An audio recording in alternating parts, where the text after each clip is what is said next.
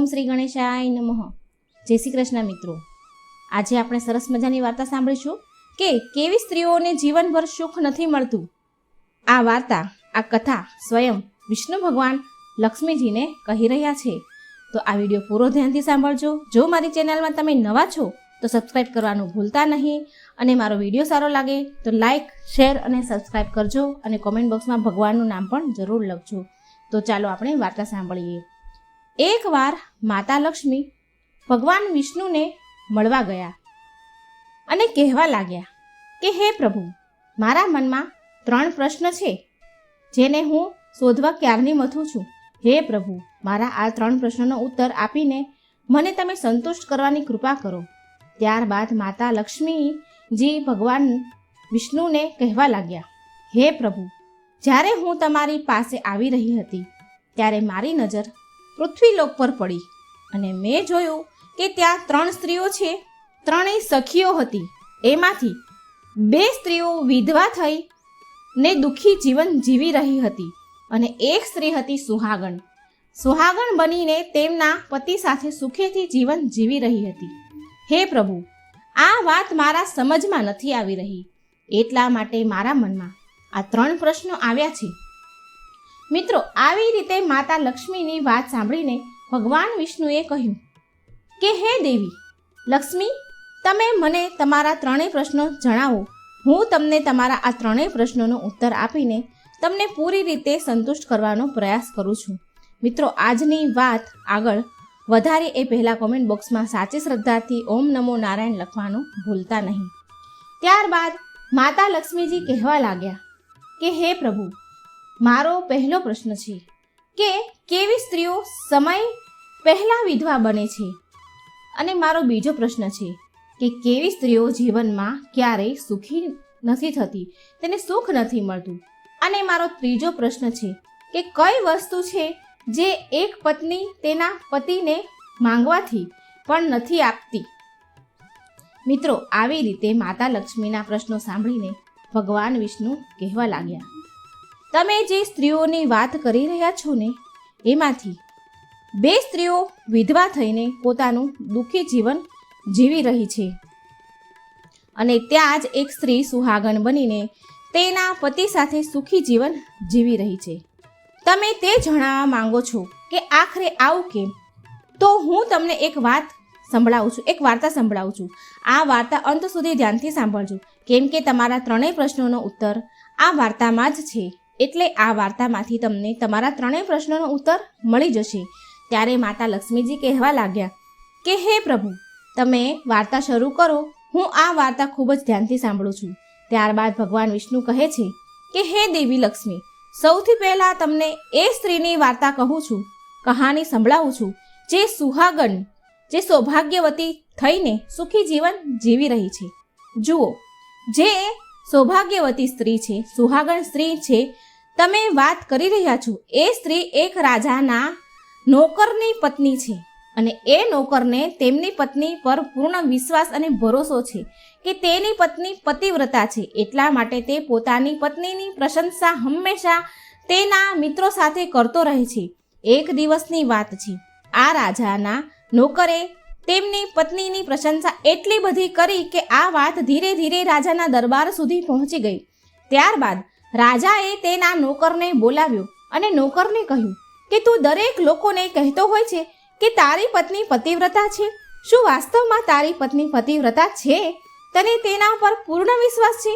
આવી રીતે રાજાની વાત સાંભળીને નોકર કહેવા લાગ્યો કે મહારાજ, મને પૂર્ણ વિશ્વાસ છે કે મારી પત્ની સંપૂર્ણ રીતે પતિવ્રતા છે.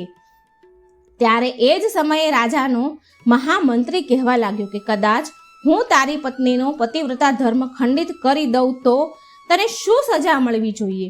ત્યારે નોકરે કહ્યું કે કદાચ તમે મારી પત્નીનો પતિવ્રતા ધર્મ ખંડિત કરી શકો છો તો તે મહારાજ મને ફાંસી લગાવી દેજો. હવે આ રાજાનો નોકર મંત્રીને કહે છે કે કદાચ તમે તમારી પત્નીનો પતિવ્રતા ધર્મ ખંડિત ન કરી શકો તો તમને સજા શું મળવી જોઈએ? ત્યારે રાજાએ કહ્યું કે કદાચ એવું થશે તો મંત્રીને પણ ફાંસીની સજા આપવામાં આવશે. ત્યારબાદ ભગવાન વિષ્ણુ કહે છે કે લક્ષ્મીજીને કે હે દેવી લક્ષ્મી, આ વાત મંત્રીએ તેનો સ્વીકાર કરી લીધો અને નોકરને પૂછ્યું કે હું તારી પત્ની પાસેથી એવી કઈ વસ્તુ લાવું જેનાથી તું માની શકે કે મેં તારી પત્નીનો પતિવ્રતા ધર્મ ખંડિત કર્યો છે. ત્યારે એ નોકરે કહ્યું કે કદાચ તમે મારા ઘરે જઈને મને મારા વિવાહ સમયે એક કટાર મળી હતી. તે કટાર મારી પત્નીએ ખૂબ સંભાળીને રાખી છે. કદાચ તમે તે કટાર લાવીને મને બતાવો તો હું માની જાઉં કે મારી પત્નીનો પતિવ્રતા ધર્મ તમે પૂરી રીતે નષ્ટ કર્યો છે. હવે શરત સ્વીકાર થયા બાદ આ મંત્રી શહેરમાં ગયો અને એક સ્ત્રીને જઈને મળ્યો. આ સ્ત્રી હંમેશા એકબીજાને લડાવવાનું જ કામ કરતી હતી.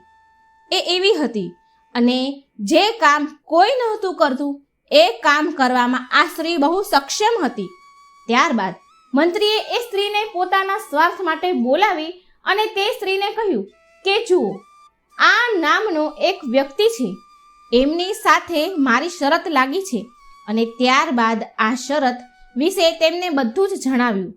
ત્યારબાદ તે જે ઝઘડા કરાવનારી સ્ત્રી હતી તે આ સ્ત્રીને કહેવા લાગ્યો કે તું કાંઈ પણ કર, જે કરવું હોય તે કર, પરંતુ આની પત્ની સાથે મારો સંપર્ક કરાવ. તારે જેટલું ધન જોઈએ ને એટલું ધન હું આપીશ. આવી રીતે મંત્રીની વાત સાંભળીને આ સ્ત્રી કહેવા લાગી કે ભાઈ, તમે એ સ્ત્રી વિશે વાત ન કરો, કેમ કે એ સ્ત્રી સંપૂર્ણ પતિવ્રતા છે. એ સ્ત્રી તમારી તરફ થૂંકશે પણ નહીં અને તમારું મોઢું પણ જોશે નહીં અને તેના પરિવારના લોકો ખતરનાક છે, તારી ચામડી ઉતારી દેશે.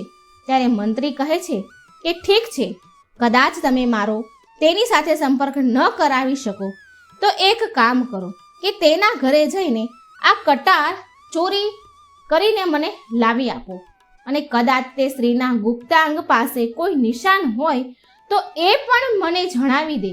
ત્યારબાદ હું તું જે માંગીશ તે ઇનામ આપીશ. આ વાત આ સ્ત્રીને બરાબર સમજાઈ ગઈ અને આ સ્ત્રીએ કહ્યું ઠીક છે, હું તમારું કામ અવશ્ય કરીશ. ત્યારબાદ આ સ્ત્રી નોકરના ઘરે ગઈ અને તેની પત્નીને કહેવા લાગી કે હે પુત્રી, હું તારા પતિની ફઈ છું. હું વિદેશમાં રહું છું અને હું ઘણા વર્ષો બાદ આવી છું. ત્યારે એ સ્ત્રીએ કહ્યું કે આવો ફોઈજી, મેં તમને પહેલાં ક્યારેય જોયા નથી, એટલા માટે ઓળખી ન શકી તમને. અને આવી રીતે આ નોકરની પત્નીએ આ સ્ત્રીને ખૂબ જ માન સન્માન આપ્યું. પરંતુ એને ખબર નહોતી કે આ સ્ત્રી તેની સાથે દગો કરવાની હતી. હવે ભગવાન વિષ્ણુ કહે છે કે દેવી લક્ષ્મી આવી રીતે આ સ્ત્રી પેલી પતિવ્રતા સ્ત્રી સાથે 2 દિવસ સુધી એના ઘરમાં રોકાઈ અને જે સમયે નોકરની પત્ની સ્નાન કરવા ગઈ ત્યારે આ કપટી સ્ત્રી ઉઠી અને તેમની પીઠ ચોળવા લાગી. ત્યારે પેલી પતિવ્રતા સ્ત્રીએ ખૂબ ના પાડી તો પણ આ સ્ત્રી માની નહીં અને એની પીઠ ચોળી અને નવડાવવા લાગી અને કહેવા લાગી કે મને તો તું મારી પુત્રી કરતાં પણ વધારે વહાલી લાગે છે, એટલે આજે મને નવડાવવા દે ને. ઘણા દિવસો પછી આજે તારી સાથે પહેલી વાર મને મુલાકાત થઈ છે, મેં મુલાકાત કરી છે. આવું કહીને આ સ્ત્રીએ પેલી પતિવ્રતા સ્ત્રીને નવડાવવા લાગી. ધીરે ધીરે આ ચાલાક સ્ત્રીએ પેલી પતિવ્રતા સ્ત્રીની આંખોમાં પાણી નાખ્યું એટલે તેની આંખો બંધ થઈ. તે જ સમય જોઈને આ દગાખોર સ્ત્રીએ પેલી પતિવ્રતા સ્ત્રીના જાંઘ પર તલ હતો તે જોઈ લીધું. બસ હવે એનું કામ તો થઈ ગયું હતું. હવે સ્નાન કર્યા બાદ જ્યારે આ પતિવ્રતા સ્ત્રી રસોઈ બનાવવા ગઈ ત્યારે આ સ્ત્રીને મોકો મળી ગયો અને ત્યારે જ તે પેલી કટાર તેના ઘરેથી ચોરી કરીને ત્યાંથી ભાગીને લઈ ગઈ. ત્યારબાદ તેમણે આ કટાર પેલા મંત્રીને આપી અને તે પતિવ્રતા સ્ત્રીને ચાંદ પર તલની નિશાની છે એવું પણ મંત્રીને જણાવી દીધું. ત્યારબાદ આ મંત્રી કટાર લઈને સીધો રાજ દરબારમાં પહોંચ્યો અને રાજાને કહ્યું કે હે મહારાજ, મેં આ નોકરની પત્ની સાથે 2 દિવસ વિતાવ્યા છે અને આ કટાર તેના હાથે જ લઈને આવ્યો છું. ત્યારબાદ રાજાએ દરબાર લગાવ્યો અને નોકરને બોલાવ્યો. ત્યારબાદ મહામંત્રીને કહ્યું કે પેલી કટાર આ નોકરને બતાવ. રાજાની આજ્ઞા મળતા જ મંત્રીએ કટાર બતાવી અને કહ્યું કે તારી પત્નીની જાંઘ પર એક તલનું નિશાન છે.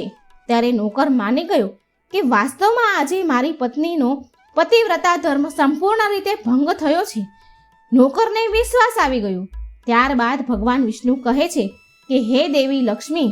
ત્યારબાદ રાજાએ નોકરને ફાંસીએ લટકાવવાનો સમય નક્કી કર્યો અને કહ્યું કે આ નોકરને 15 દિવસ બાદ ફાંસીએ લટકાવવામાં આવશે.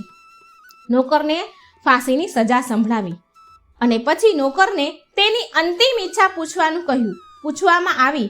ત્યારે નોકરે કહ્યું કે હું મારી પત્નીને અંતિમ વાર મળવા માંગુ છું.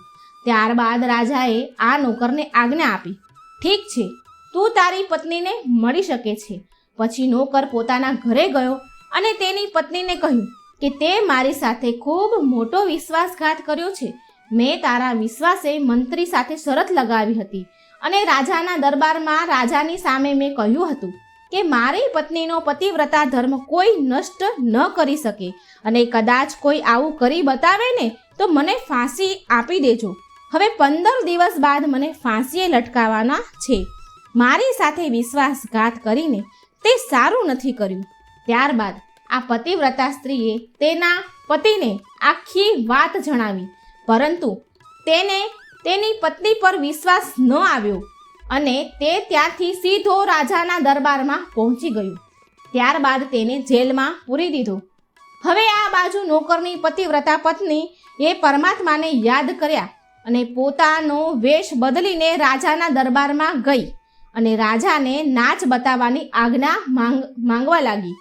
કેમ કે આ સ્ત્રી ખૂબ જ સ્વરૂપવાન હતી, પતિવ્રતા સ્ત્રી હતી, ખૂબ સ્વરૂપવાન હતી અને રાજાઓ ઘણા શોખીન હોય છે. એટલા માટે રાજાએ આજ્ઞા આપી કે તમામ મંત્રીઓ મળીને આ સુંદરીના નૃત્યની વ્યવસ્થા કરો. ત્યારબાદ તમામ મહામંત્રીઓ અને રાજા દરબારમાં ઉપસ્થિત થયા. ત્યારબાદ આ નોકરની ધર્મપત્નીએ નાચવાનું શરૂ કર્યું. એટલે રાજાને આ સ્ત્રીનો નાચ ખૂબ જ પસંદ આવ્યો અને પછી રાજાએ કહ્યું કે આજે તે નાચ કરીને મને ખૂબ પ્રસન્ન કર્યો છે, એટલે તારે જે જોઈએ તે માંગી લે. આજે તું જે માંગીશ તે હું તને આપીશ.